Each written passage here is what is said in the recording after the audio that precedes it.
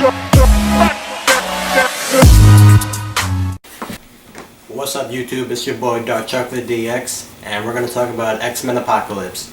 So X-Men Apocalypse, not a bad movie at all. If you haven't seen it yet, I recommend that you would go out and see it. I didn't think it was that bad. I can see why critics don't like it that much, but at the same time, in my opinion, I think there are a lot more reasons to like it than to not like it. So when it comes to Apocalypse himself, I didn't really like Apocalypse too much. You know, he's a very generic villain. You know, wants to destroy the world, recreate it in his own image where he is essentially God. We've seen that before. I didn't really like his look too much either. I thought he looked very human.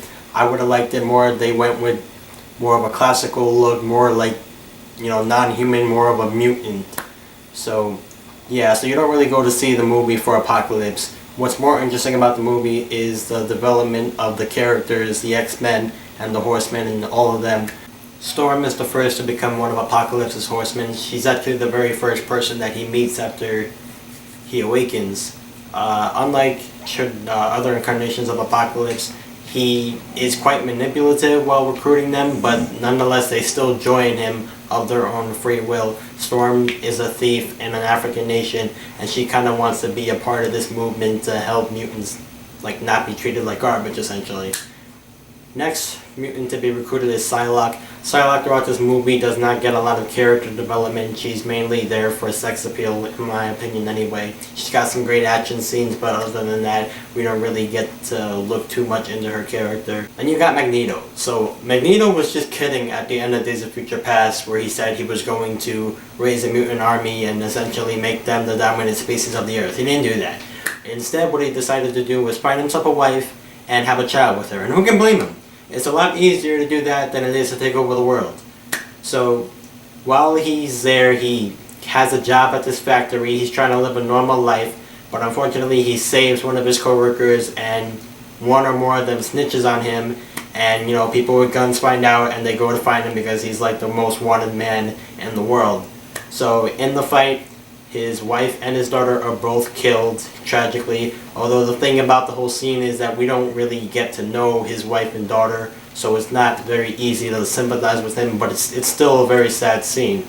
So what he does is he goes back to the factory, and ironically, even though potentially maybe one person told the authorities who he was, he decides to kill everybody there without knowing who isn't innocent. That's when Apocalypse arrives, and he joins him because, you know, Apocalypse is probably the one person that understands Magneto's cause more than anybody. The last mutant to become one of Apocalypse's horsemen is Angel. Angel in this movie is very different from the one we see in the trilogy. He is part of this fight club where he has to fight or else he will be killed, and Nightcrawler is there. He meets up with Apocalypse. We don't really get to see what his motivation for joining Apocalypse is, but he joins him nonetheless, gives him the power of the Archangel, and that's how Apocalypse gets his 4 horsemen.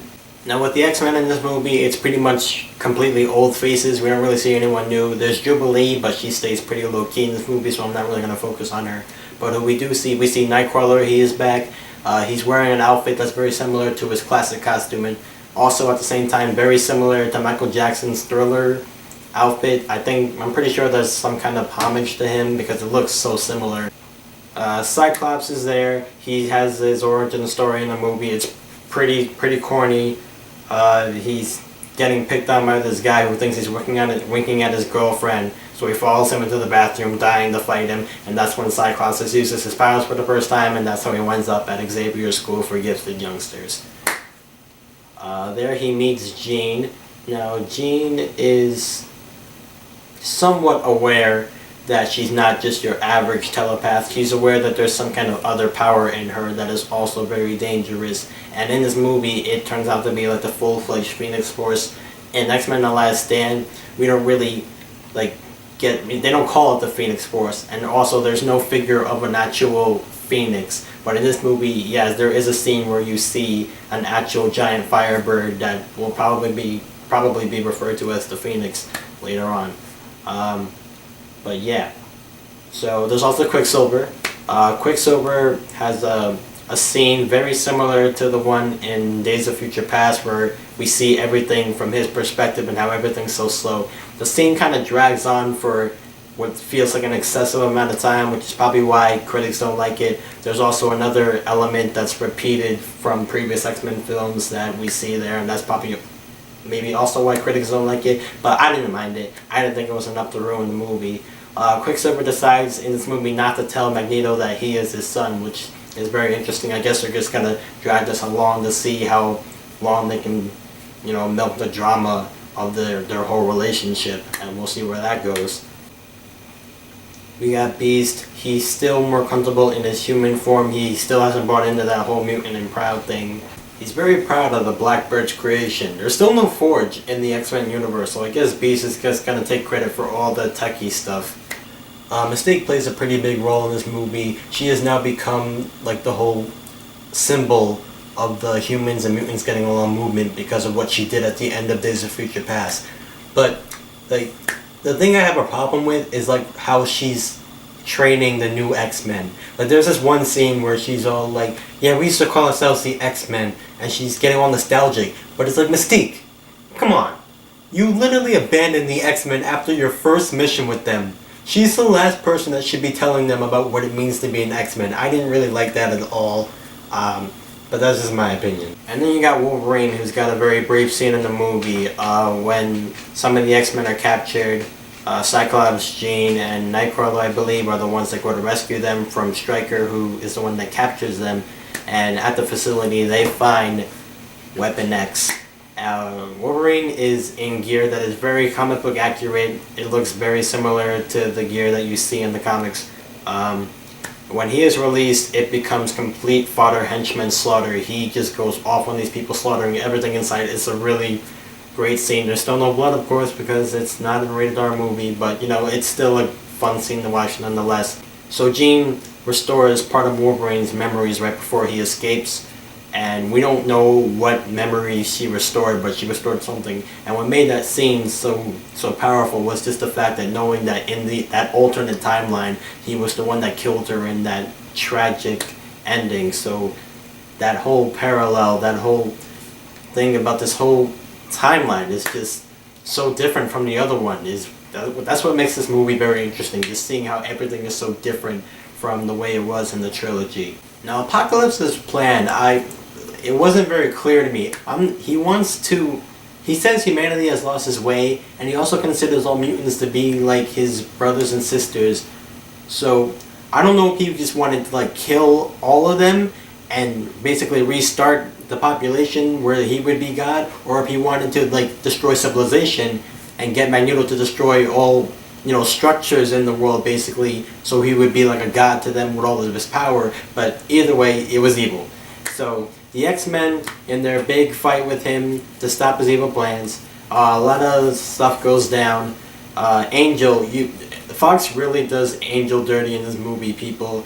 In the original timeline, he was a rich kid whose biggest concern was hiding the fact that he could fly from his daddy, to going to this kid who has to fight for his life, gets put through this excruciating amount of pain from Apocalypse, becomes his henchman, and then dies in a plane crash. That's another thing. Havoc also seemingly dies in a plane crash, which was ridiculous because we barely see him at all in the movie, so that was pretty sad. I really hope they're not dead. We don't see either of their bodies, so I hope they both come back, because those were horrible deaths, not done well. They don't get a funeral or anything. It's just like, bam, they're gone and that's it. So based on that, I would imagine that neither of them are dead. I really hope that's the case.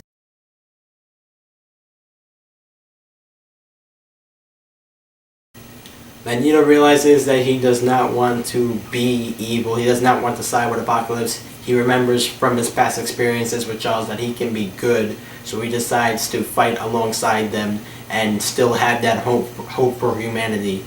Quicksilver also has a pretty good fight with Apocalypse. He gets the best of him for all of 30 seconds until Apocalypse is able to subdue him.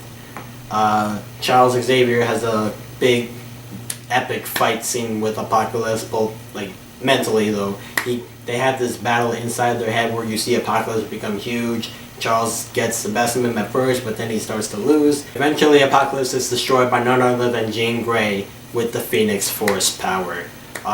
That to me was kind of a cop-out, because it's like, Like, they don't really make the Phoenix the center of the movie, so you're gonna have that power be the one that defeats the bad guy. Like, Charles wouldn't have been able to do this unless she was there. I didn't really buy into that. That's one thing I didn't really like about the movie. But still, I thought it was pretty good. There's a cameo at the end, after the credits, to Mr. Sinister. He has access to Wolverine's DNA, so I'm hoping that means that there will be an X-23 in future X-Men movies. She's my favorite character, and I would love to see her on the big screen. Fox is getting a lot better with redoing characters that they previously done wrong. Yeah, so anyway, X-Men Apocalypse, not the best X-Men movie, not the worst either. I would recommend that you go see it if you haven't already. I give it a solid 7 out of 10. So let me know what you guys thought of the movie in the comment section below. I'll see you next time.